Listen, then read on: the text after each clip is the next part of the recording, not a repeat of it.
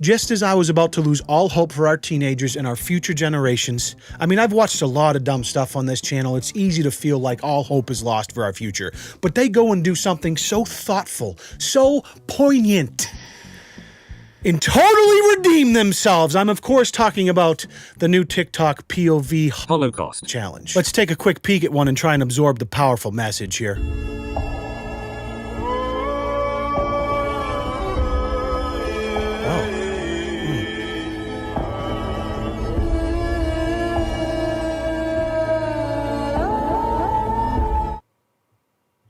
Is it? Oh, okay. Huh. Yeah, I mean, whew, bone-chilling stuff. I mean, just, I can feel, like, chills, you know, just, oh, God. When you feel something, you see something, and it just you can feel it, it's powerful, you know? I don't know how to explain it, but wow. In case you're unaware of what POV TikToks are, they've become very popular the last several months to a year, unfortunately, because they're almost all dog shit. For example, any and all crime, including murder, will be legal for 12 continuous hours. May God be with you all. So as the viewer, you're supposed to get transported into this particular POV where they describe in the description what you're witnessing. And normally, like I said, it's terrible, but finally they got it right. As in this case, this is part 2. POV, the girl who died in the Holocaust, tells us how it happened. Hashtag FYP, POV, viral for you, sound effects, makeup, special effects, heaven, death. Let's take a peek at this one as well. I love stew. Oh no. What the hell? What? That's terrible. What? No! Not Auschwitz.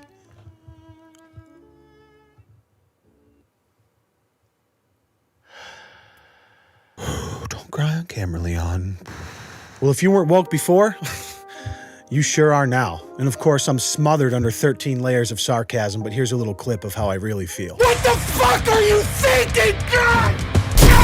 If this is not some of the most tone-deaf, clout-chasing bullshit disguised as spreading awareness that you've ever seen, I don't know what to tell you. I imagine this whole thing started because little Susie Smith from the suburbs sat down one day and was like, man, you know what? I've lived a pretty privileged life and haven't really faced a real struggle a single day in my life. Why don't I put on a bunch of makeup that looks like I've been bruised and burned and maybe a tattered flannel and do some POV bullshit about being a Holocaust survivor? That's activism, right? That's spreading awareness, right? That'll get me likes and follows, right? I mean, hey, it worked. These girls are getting written about on CNN, The Insider. They're going viral on TikTok. I mean, they're all over the internet. Checkmate, snowflakes. Now, naturally, of course, one person does something on TikTok and it probably like gained some attention because it got a lot of engagement because people were like, what the fuck is this? Comments, likes, or whatever. So then other teenagers see that it works and they're like, oh, Susie Suburbs did a fucking POV Holocaust TikTok. That means I should do the same thing because then I can also get likes and follows. And then the next teenager does it and the next thing, and it becomes a trend. Somehow, naturally, this didn't go over well with most of humanity that aren't... Holy smokes, I almost said the R word. I have to apologize there. Listen, I'm in my 30s. Growing up, it was normal to say. But in the spirit of 2020 and feelings and shit, I'm not gonna say it. But you understand you understand the point I'm trying to make here. Spend the rest of my days here, 'cause you make me feel like I've been locked out of heaven. What? What was even the point of that? Was there even a caption to what that was supposed to be? Like, if you're gonna POV me, at least give me a little bit of a caption. Listen, I can't speak for anybody else, specifically the Jewish community in this case. I'm 40% Scottish, 60% tomato. I typically don't get offended by most things on the internet. I have the self-awareness to understand why things might be offensive. In this case, obviously, people that have families that have survived these horrific events from however many years ago, that might be a sensitive subject. What I am offended by is the magnificent level of ignorance it takes for these kids to post some dumb shit like this and then try to pass it off as spreading awareness. In this quote from a Wired article where they asked a bunch of teenage influencers why they're pretending to be Holocaust victims, Michaela, 15, from Florida, naturally, says she made her video to spread awareness of the Holocaust. and to share her ancestor's story with the genocide. I'm sorry, spreading awareness about the Holocaust. Yeah, you know, because the Holocaust really flew under the radar, you know? We got to make sure everyone's heard about it. Hey, Barry! Barry! Yeah, have you heard about... Dude, come on in here. I got to tell you about this crazy shit that happened like 90, 80, 70, I don't even know, but let's make a TikTok about it. You can take your spreading awareness and get right the fuck out of here, okay? This is the problem with a lot of young kids these days. They're hungry for clout. They're hungry for likes. They're hungry for attention. This is the new social currency these days, these social media apps. And so they post some dumb shit like this and disguise it as spreading awareness. And the biggest problem is I don't even think they know they're doing this. Hashtag activism, this spreading awareness is 90%, and don't quote me here because I'm just spitballing, is 90% people just looking for attention. You're gonna look me in the eyes and tell me that if social media didn't exist, you'd go to your neighbor's house and knock on their door, hand them a little pamphlet like a Jehovah's Witness and make sure that they're aware of what the Holocaust is. You'd go door to door in your neighborhood spreading awareness for all these tragedies you're so passionate about. Bullshit. No, you wouldn't. And I'm not sitting here trying to disparage people that are passionate about important topics, are passionate about getting the word out about things that are important, but let's not pretend that a massive percentage of activism isn't just clout chasing disguised as said activism and spreading awareness. We can't pretend like that doesn't exist. And that's how trends like this happen, all right? We don't need to spread awareness about arguably the most famous genocide of the last several hundred years. POV, you're a Jewish little girl in the Holocaust and you're being inspected by the Nazis. FYP for you page. Those are hashtags you use if you want to go viral. I just can't even be fucked to understand what's going through kids' head anymore. Kids' head. I cannot be fucked to understand what's going through these kids' head now. Social media has completely scuffed it for everyone. Our brains are being rewired to be completely dumb. I almost did it again. Damn it! And in case you were wondering, yes, the Auschwitz Museum even tweeted about this TikTok trend on Twitter. They said the victims trend on TikTok can be hurtful and offensive. Some videos are dangerously close or already beyond the border of trivialization of history. But we should discuss this not to shame and attack young people whose motivations seem very diverse. It's an educational challenge. That is a very nice way of putting it. That's why I'm here. To attack and shame the young people for doing it. That's the yin and the yang of the internet. I'm the yin, Auschwitz Museum is the yang, apparently. So they made a very long and museum-like statement about the whole thing where they were, educating and trying to talk very respectfully, a lot of verbiage going on here, and they tiptoed around the teenagers and tried to make sure nobody was offended. One thing I like here is they say some of these TikToks were not created to commemorate anyone, but to become part of an online trend. This is very painful. And that kind of sums it up. I imagine some of these kids really thought they were doing something positive, but a majority of them probably were just doing it to hop in on the trend and try to cash in on the likes. And then just when you think teenagers couldn't set the bar any higher, the trend starts growing limbs and all of a sudden we have 9/11 POV TikTok and naturally the third edition Columbine POV TikTok. What's your name? I'm Rachel. May I ask how you died? Okay. Well, 20 years ago, 2 boys opened fire. Yeah.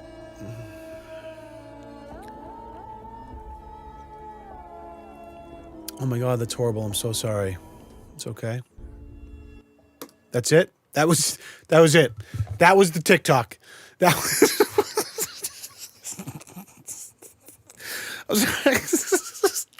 I'm not laughing. I'm not laughing at the contents of the TikTok. I'm just laughing at God, the idiocy, the ignorance. It's insane. Let's watch the ending one more time. Hold on. Oh my God, that's horrible. I'm so sorry. It's okay. That's the TikTok. That's it. That's the whole thing.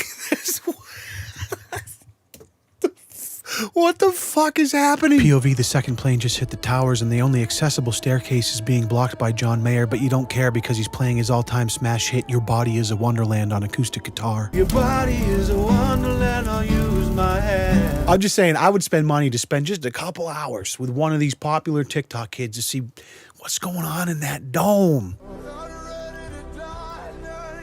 Pull me out the train wreck. Not ready to die. Pull me out. I'm not ready to die. I'm getting copyright. Family saying goodbye. Gunshots. Pull me like I don't think she means well, right? She has to mean well by this. Like she's trying to evoke some sort of emotion to you to make you feel the weight of what it must have been like to experience that. But the problem is, like, you haven't experienced that. You have no idea what that's like. And you're doing it on TikTok in order to try and get engagement and likes and follows. So you get the picture. A lot of these TikToks get a little bit repetitive. It's all these kids kind of trying to do the same thing with their own flair to it.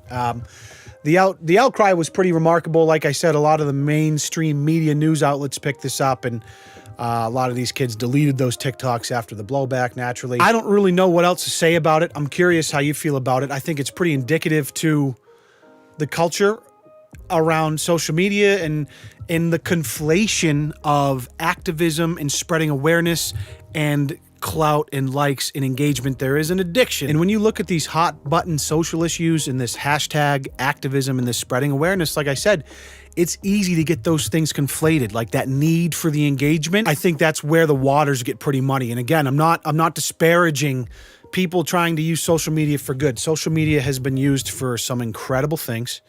Don't get me wrong, but there is a level of lack of self-awareness with people where they think what they're doing is good, but it's really just a little bit of a clout chase disguised as this thing that they think is activism, or they're passing off as spreading awareness because they know that it's going to get a response more than just posting a normal one-off selfie or some dumb shit would. It's 1941 and Germans are experimenting on the prisoners. They send them to 2020 to care if the Germans are still in power. What? Yeah, so I mean, there's like a million comments and articles I could read until we're blue in the balls, but I think content like this kind of speaks for itself. There's not much else to say about it. Just wanted to get that off my chest. Hopefully we can use this to have a collective moment of self-awareness. So before you hit that post button next time, think to yourself, am I really doing this because I give a shit about the thing I'm posting about? Or am I really doing it because I know it's going to get me some likes and engagement, and God, that's going to feel so fucking good for a couple of minutes until it goes away and I feel empty, and then I have to come up with the next bullshit thing to post to get that rush again. Because I promise you, it's most likely the latter more often than not. And the more we can be aware of that, probably the better off we'll all be. Until the next video, I appreciate you watching.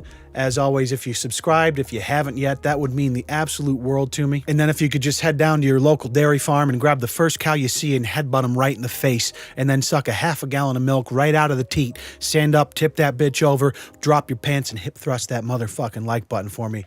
I would greatly appreciate it. We'll see y'all in the next one. Peace.